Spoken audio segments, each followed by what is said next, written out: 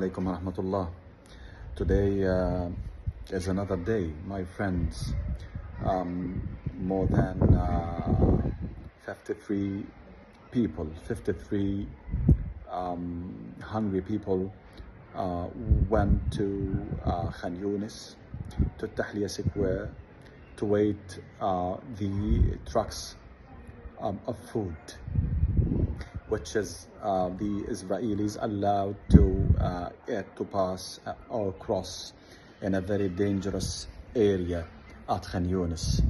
Thousands of people were waiting these aids. The Israelis shelled them directly by the Israeli missiles, by the Israeli tanks, and they killed more than 53 people immediately. More than 200 people injuries. Most of them had a very serious, very dangerous injuries. The hospital, the Nasser hospital complex, full of martyrs, full of injured people. There were no place for any of injured people there. So the administration of Nasser hospital complex moved too many of them to another hospitals at Khan Yunis like Al-Kuwaiti. But I don't want to talk about the medical situation. I want to talk about the hunger strike. Now it has been 3 weeks, 4 weeks when the Israelis start the new way to give the aids for Palestinians by the American company in Rafah, in Netzarim Square at the middle of Gaza, and at the north in Zikim near an Israeli checkpoint near the Israeli-Palestinian borders. 3 points turn into from 8 point to death point.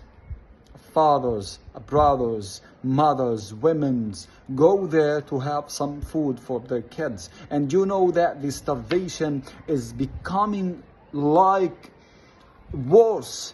The situation is very bad. The situation is complicated.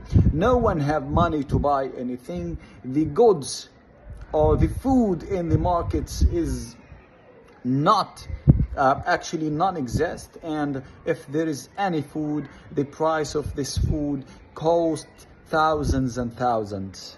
Someone like me as a journalist, I have a salary. I take money from the place where I live. I can do the best to make sure that my family, my brother kids, Muhammad, the martyrs who has been killed in 2014 war against Gaza, my patient mom with cancer, my father and my brother that we still in Gaza, we can do the best to make sure that they are alive, but we use a little amount of food to be only alive.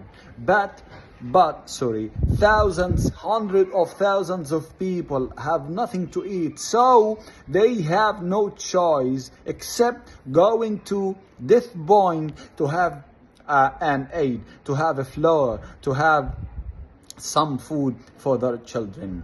Hundreds of them went to these checkpoints to have food, and they didn't come back. Why? Because the Israelis decided that they didn't have the right to be alive, because they are asking for a right of the right of having food for them and for their children's, for kids. The question now we are talking about 500 people unalive at the last 3 weeks, including today, of the people who were waiting for the aids in Rafah, in Khan Yunis, and Deir al-Balah at the middle of Gaza, also at the north, in the north of Gaza, Beit Lahiya, Beit Hanun, and at the north. All these people, 500 people unalive, and more than 1,000 were injured. You know, we are talking about a very large, a very huge number of people dying every day, while they are going to have their food peacefully. The question is, why do the Israelis shield and kill the innocent women, children, men, fathers, mothers, people? Why? This is the question. And now, while the new war against Iran is continuing, and all mass media, all the cameras covering this war against Iran and the missiles between each others, now the Israelis focused on killing the innocent kids because there is no cameras, there is no focusing, there is no covering for these crimes in Gaza. We are lonely. This is not only updates for the news. I just call for all the people in the world. Please be attention. Please be attention. Focus with Gaza. Do not forget what's going on here with the genocide, the continuing genocide in Gaza, because we are literally dying not only of this genocide, but also from the hunger strike or starvation. We don't need anything from you. We don't need food. We don't need to eat, but we want to be safe because we have families. We need from the world to make a pressure on Israel to open across Rafah across, to open Karam Abu Salim across, because there is more than 20,000 people waiting on the waiting list. They are sick. They are patient, cancer patient, kidney patients. Also, another 20,000 people waiting to have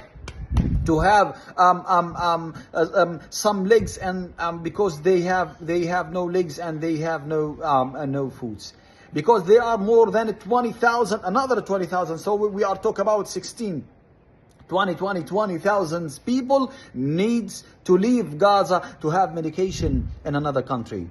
These people dying every day in Gaza, including my mom, who's waiting for it turns, and she's lost her weight days after days, and I don't know what to do to her.